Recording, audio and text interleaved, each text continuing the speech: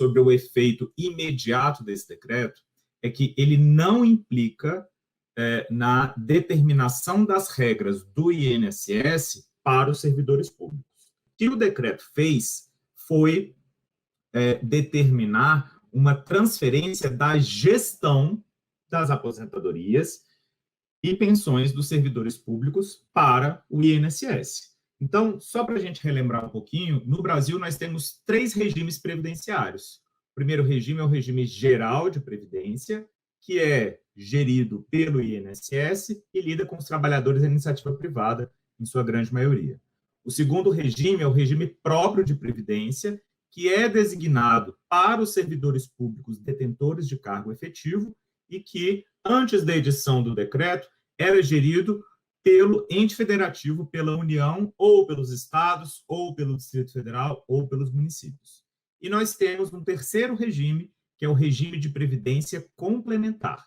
Esse regime de previdência complementar, ele existe tanto para os trabalhadores da iniciativa privada, quanto para os servidores públicos. Então, feito essa lembrança, eu vou dizer o seguinte: esse decreto, ele transfere essa gestão do regime próprio para o INSS, mas ele não transfere as regras do INSS para o regime próprio.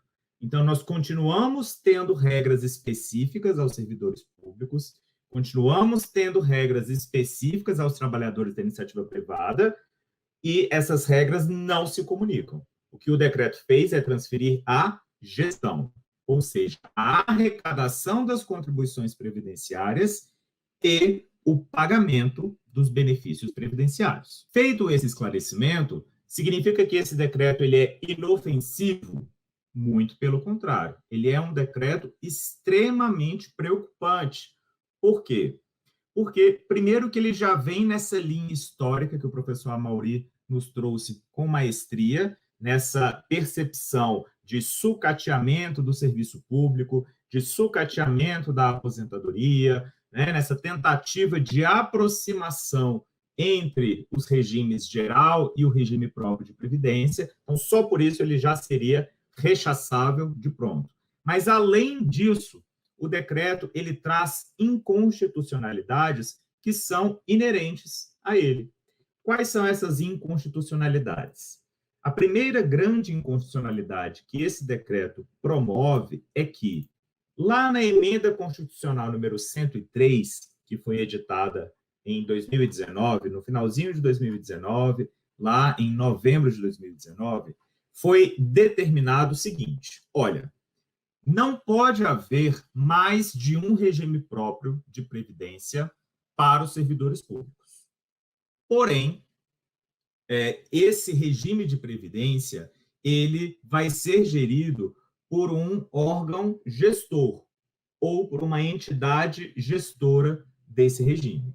Então, a própria emenda constitucional já disse que só pode haver um único regime de previdência para os servidores públicos e essa estruturação, essa gestão deve acontecer necessariamente por um órgão ou entidade gestora do regime.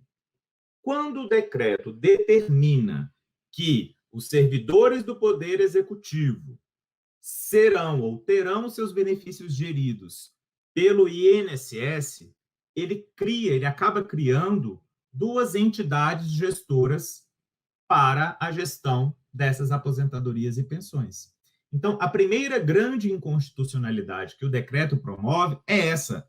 Ele contraria diretamente o texto da emenda constitucional número 103, no que se refere a essa determinação de haver tão somente um único órgão gestor. Além disso, o decreto promove também uma inconstitucionalidade. Na verdade, não é bem o decreto, é o próprio presidente da República, ele promove uma inconstitucionalidade, porque a Constituição diz expressamente que essa hipótese de criação de um regime próprio ou de regulamentação do regime próprio, ela deve acontecer necessariamente por uma lei complementar. O que é uma lei complementar? É uma lei específica, aprovada, votada, discutida no Congresso Nacional, que ela tem uma forma de votação que é uma forma privilegiada, ela exige um quórum maior. Então, é uma legislação um pouco mais difícil de ser aprovada, uma legislação um pouco mais densa.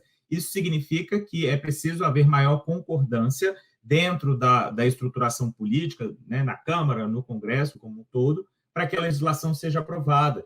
Então, essa lei foi um instrumento previsto no texto da Constituição para que houvesse a criação e a regulamentação desse regime próprio. O presidente da República deixou de observar essa parte da Constituição e editou um decreto.